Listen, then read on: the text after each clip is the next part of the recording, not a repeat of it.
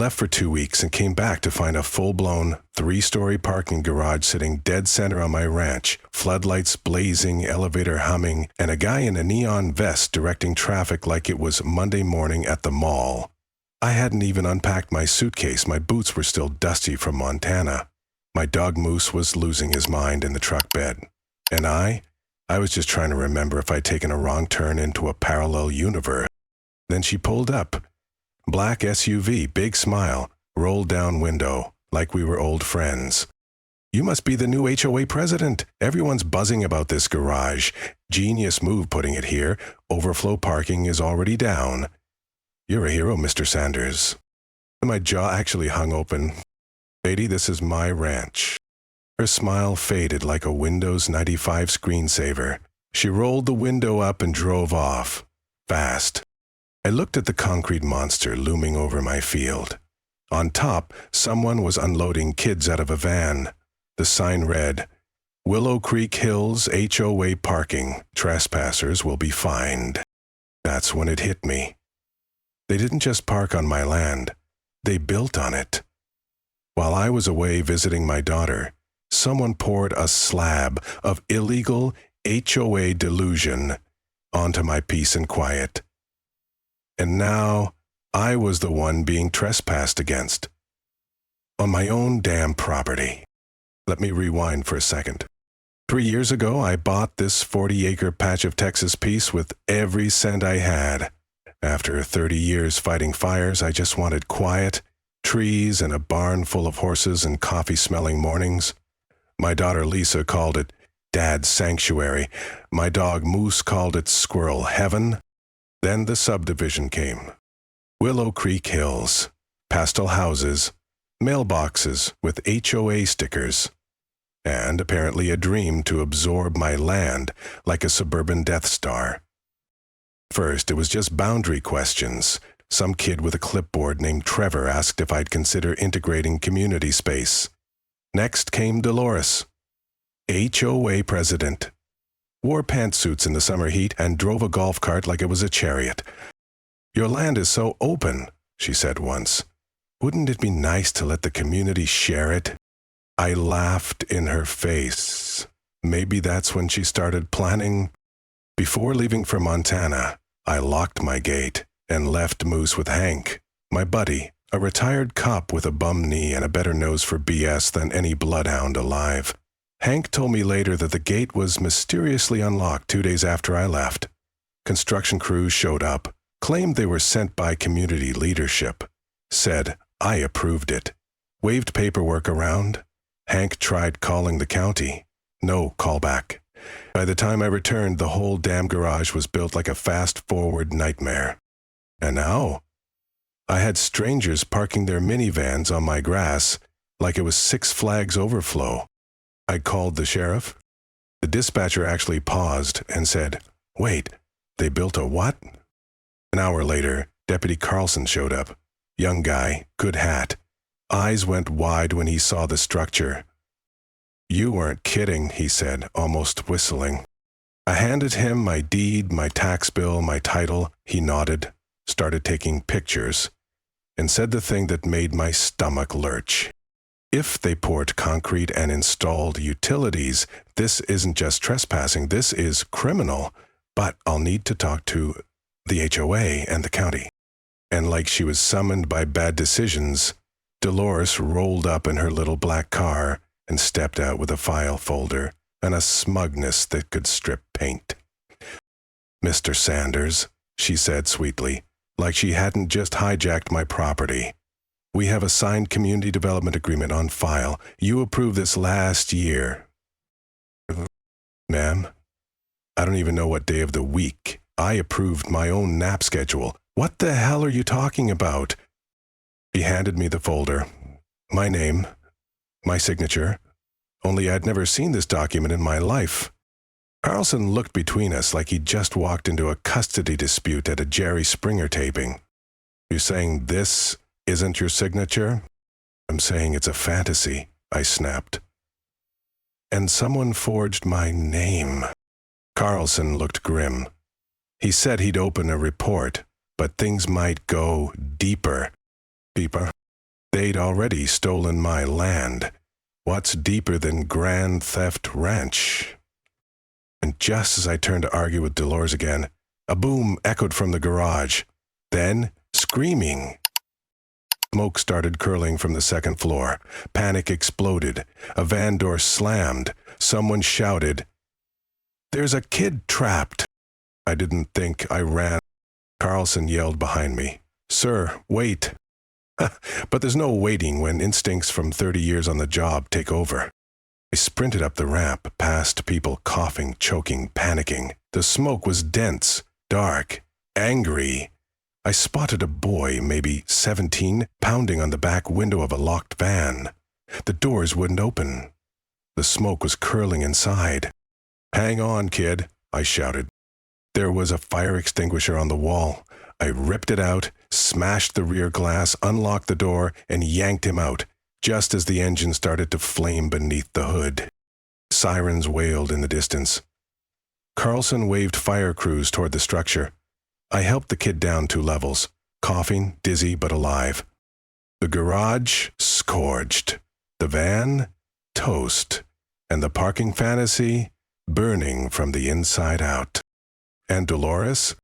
She stood at the base of the garage, arms crossed, folder clutched like a Bible. "You've got a lot of explaining to do," I told her. She raised an eyebrow. "This was an unfortunate accident," she said, "but it doesn't change the legality of the development." I actually laughed, because when someone builds an illegal fire trap on your property and then calls it a community improvement, you stop negotiating. You start fighting. And Dolores, she just picked the wrong man to burn. The next day, my ranch looked like an aftermath reel from a made-for-TV disaster movie. Burnt tire marks, busted siding, and the smell of melted rubber hung in the air like suburban guilt. Moose kept growling at the garage as if he expected it to grow legs and start moving again. "Same, buddy." The fire crew taped off the upper deck, declared it unsafe, and slapped on a neon orange placard. "Structurally compromised. Do not enter." But that didn't stop Dolores. No, she showed up with her folder again like some HOA Excalibur and began handing out community recovery notices to random residents. One guy was power washing ash off his Kia. Another just blinked at her and asked, "Wait, wasn't this land private?" She ignored him. I wasn't ignoring anything. I called my lawyer and introducing me Gretchen Vargas. 45, mad as hell, and born in a courtroom. Her opening line was, "They forged what?" And her second was, "I hope you like subpoenas." I handed her the folder Dolores so graciously gifted me. Gretchen took one look and pointed. "That's not your signature." "No kidding." "No, I mean legally, it's not even a good forgery. Whoever did this didn't match stroke patterns, didn't use the right ink. And, wait, this date? You were in a hospital in Missoula that day, right?" "Yeah, I had a kidney stone the size of a walnut." "Perfect, we're suing." Now, I didn't want to sue. I wanted my ranch back. But Gretchen? Gretchen wanted blood. While she got the paperwork rolling, I started asking around. See, people love to talk when you're the guy who pulled a teenager out of a burning van. Suddenly, the curtain twitchers became open doors. Mr. Patel on the corner, he saw trucks rolling in at night. Julie across the road, she heard fiber installation crews laughing about free land. Even little Madison, age 8, whispered to me, "Mommy said they're stealing your grass." I started connecting dots like a conspiracy theorist with a cork board and red yarn. Except this wasn't theory, it was real. And it was ugly. Because the garage? It wasn't just a rogue HOA problem. It was a front. Behind the structure, they'd laid down underground conduits. fiber optics, utility pipes. Not for the community, but for Silver Ridge Corporate, a massive real estate developer trying to build a lifestyle shopping plaza half a mile away. Dolores and her crew had been leasing out my land on paper, signing off fake easements and lining their pockets under the table. They just didn't expect the retired firefighter with a hunting dog and bad knees to show up early. And now they were in deep. So what did they do? They doubled down. First came the buyout offer.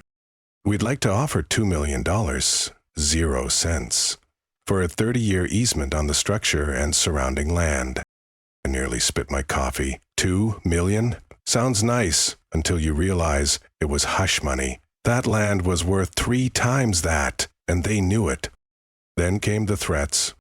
Anonymous letters in my mailbox. Unmarked cars, watching the ranch.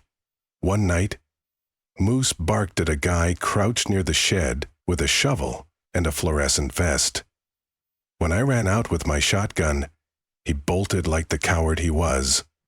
That's when I installed floodlights, cameras, sent copies of every document to a cloud drive, a USB, and my cousin Tom in New Mexico, who's a prepper and owns 3 drones. Just in case.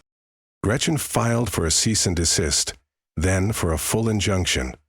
We served Dolores, the HOA, and Silver Ridge Corporate in one glorious triple punch morning. I even brought Moose along to stare into their souls. But the real hammer dropped when the county clerk showed up. Not to help, no, they came to claim eminent domain. They had paperwork, fake permits, even a forged letter from a state agency. They thought I'd cave. Instead, I handed them a court order, video footage, and a notarized letter from the actual state official who'd never heard of the project. They left faster than a politician at a truth-telling convention. And Dolores? For once, she didn't say a word, just stood there, folder in hand, lips tight. I walked past her, patted Moose on the head, and said, "I think it's time to clean house." The fire might have scorched the garage, but I was about to burn their entire scheme to the ground. And I'd do it with the 2 things they never expected: proof and patience. I spent the next 72 hours buried in my grandfather's attic, dusty, creaky, and full of secrets. The place smelled like mothballs and old whiskey, and every box I opened felt like unwrapping a bomb from a different decade.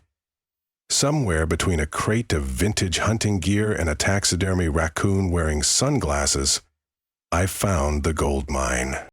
A rusted filing cabinet, padlocked and forgotten. Padlocked with a crowbar in a little righteous vengeance. Inside, the original land deed. A map drawn in my grandfather's shaky handwriting, showing boundary lines, easement agreements, and most importantly, a clause titled, "Bridge and border easement, revocable at owner's discretion." Bingo.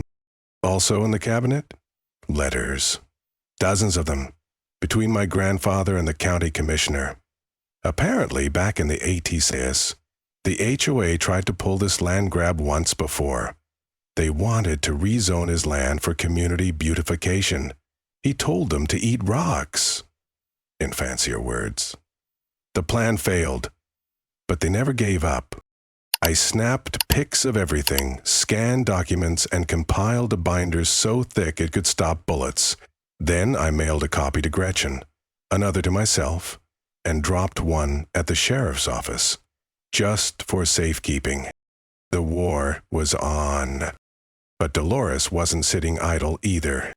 By Thursday, she rolled out a full propaganda campaign, flyers stapled to mailboxes, town halls at the community center, a full Facebook post accusing me of squatting on underused property and obstructing neighborhood growth.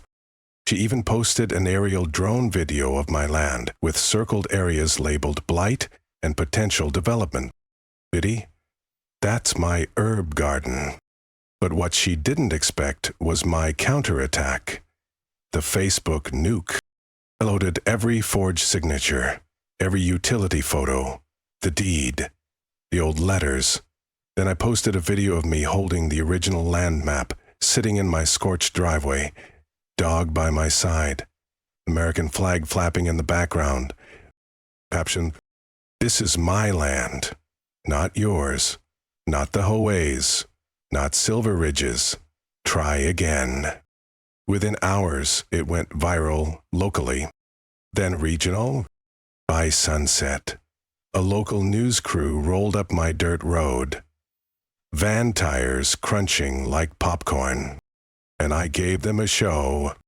"Tell me, Dave," the reporter asked, microphone inches from my beard, "what do you plan to do next?" I looked straight into the camera and said, "I'm going to teach these people what happens when you mess with a firefighter, a rancher, and a man who owns receipts." Cut to black. That night, Dolores lost it. She called the sheriff, claimed I was hoarding firearms illegally. Officer showed up, polite but weary.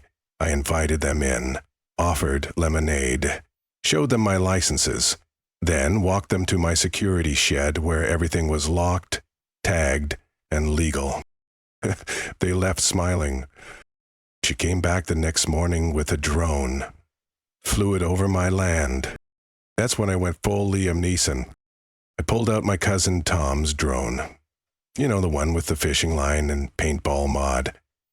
And I shot hers out of the sky with a bright orange splatter. She called it an act of war. I called it Tuesday. At this point, every neighbor in a 5-mile radius had picked a side. People drove by just to see the Bridge War house. Someone made a meme page. Moose got fan art. Then Gretchen called with the big news. "We got the court date, Monday morning. Bring the binder." So I did. Clean shirt, clean shave, binder in hand, Moose in the truck parked legally, thank you very much. In court, Dolores brought her folder. Silver Ridge brought 2 lawyers in $1,000 suits, and I brought a battle plan. Gretchen stood tall and went full courtroom dragon.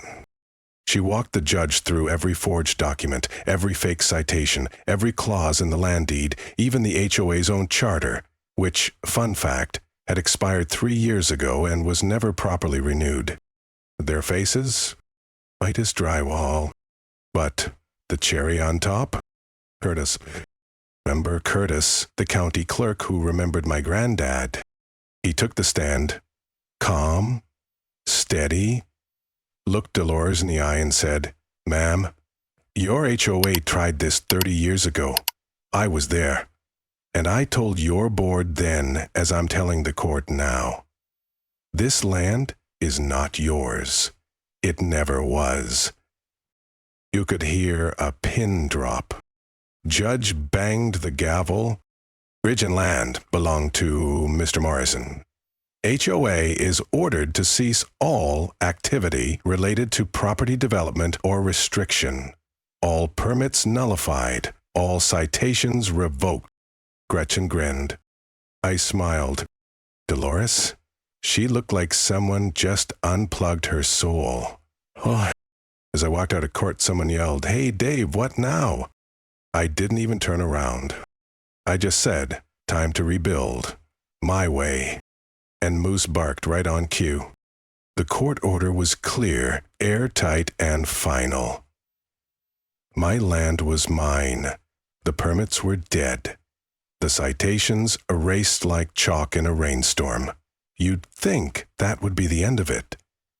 You'd think Dolores would pack up her HOA-branded tote bag and slink into retirement. Maybe start a podcast about ethical land. You'd be wrong. Because when you publicly humiliate a suburban tyrant with a God complex, they don't go away quietly. They go nuclear. The next morning, I woke up to find 6 trucks parked just beyond my fence line. Not construction trucks, corporate ones, with logos that read Silver Ridge Infrastructure, Lake Point Utilities, and my personal favorite, Community Expansion Initiative, partnering with you. They weren't touching my land, not directly, but they were close. Close enough that one guy in a reflective vest took out binoculars and scoped my roof like he was planning a heist. I confronted them.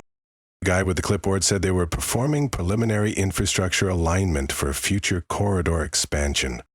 I said, "This corridor's closed, pal." He smiled, the way corporate guys smile when they think they're better at chess than you. Later that afternoon, I got a letter hand-delivered to my porch. No postage, no return address. Yes, bold type. Notice of intent to reassess eminent domain viability. They were trying to take my land again. Not through forgery this time, not through HOA sleight of hand, but the old-fashioned way, through government loopholes and high-priced lawyers. Gretchen went full banshee. I swear to God, if one more pencil-necked gopher tries to sneak a utility trench onto your soil, I will personally bury them in legal fees. We filed a restraining order, filed a counter-motion to their motion before it was even filed. Gretchen called it preemptive pettiness, but the real standoff started 3 days later. The moose and I were walking the perimeter at dusk when I heard the telltale sound of digging. Shovels, metal clinks, flashlight beams weaving through the brush behind my barn. I crept up the hill, shotgun slung, quiet as bad news. There they were, 2 guys, no uniforms, just headlamps and a backhoe. I stepped out, cocked the shotgun and said, "Either you're looking for buried treasure, or you're about to have the worst night of your life." They froze. One guy dropped his spade. The other mumbled something about mistaken boundaries. I said, "Yeah, big mistake." They left, fast. I called the sheriff. Filed another report. This time I included photos, time-stamped, geotagged, and Gretchen certified. By now the story had spread past local news. A regional station picked it up, then a national one. Texas man fights, HOA land grab, and wins. The comments were glorious. People called me Bridge Daddy, someone started selling t-shirts, Moose had his own sticker pack. But the pressure wasn't just on Dolores anymore, it was on Silver Ridge. They started hemorrhaging PR. Investors pulled out. One board member resigned mid-meeting, according to leaked audio. I'm not going down for a garage fire and a forged ranch map. And the final card dropped. The state attorney general opened an investigation into forged permits and HOA fraud. Suddenly, everyone who had been smug, silent, or shady started singing like canaries on a power line. Email surfaced. Payments traced. Turns out, Dolores had funneled HOA funds into consulting fees from a company owned by her nephew, who just so happened to work for Silver Ridge. Classic. She was charged with fraud, conspiracy, and obstruction. When the sheriff came to serve her at her HOA meeting, she actually screamed, "But I did it for the community." Someone in the back muttered, "Lady, you tried to steal a man's ranch." And that was it. The trucks vanished. The garage was dismantled. Brick by stolen. The only thing left behind? A small metal sign I kept. Willow Creek Hills, HOA, overflow parking lot. I hung it in my barn as a trophy. Now, I sip coffee on my porch while Moose chases squirrels, and the land is quiet again. Just quiet. Mind. No drones, no flyers, no HOA agents hiding in the hedges. Just peace. Warned. Defended. Preserved.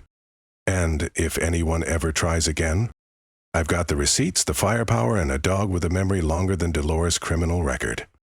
Some people build fences, others build bridges. It built warning. Don't tread on Sanders Ranch. Got your own HOA horror story? Drop it in the comments. Hit like for Moose. And subscribe for more true suburban chaos. Served hot with a side of revenge.